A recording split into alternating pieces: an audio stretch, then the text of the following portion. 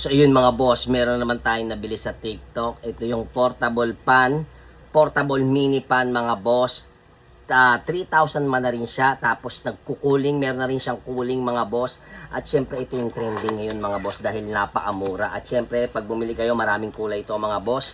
May kasama na siyang USB wire. At syempre ito na siya mga boss. Yan. So pili na lang kayo anong kulay gusto nyo mga boss. So ngayon i-on muna natin. Ayan mga boss oh. Naka-on na yan mga boss. So ngayon lakasan natin mga boss. Yan, narinig nyo mga boss. Tapos meron na rin siyang cooling mga boss ha. Ayan mga boss, napakalakas na ito mga boss. At syempre dito rin yung power port niya mga boss. Yan, kung ako sa inyo mga boss, check out nyo na to. Napakamura lang, nasa 200 plus lang mga boss. Saktong sakto, pasukan na mga boss. Pwedeng gamitin ng mga anak natin dahil pag mainit sa eskwelahan nila or kaya naglalakad sila pa uwi ng mga bahay mga boss. Ito, saktong sakto. Portable mini pan. 3,000 man na siya mga boss at meron na siyang cooling system kaya check out nyo na, andiyan dyan sa Yellow Basket. Let's go!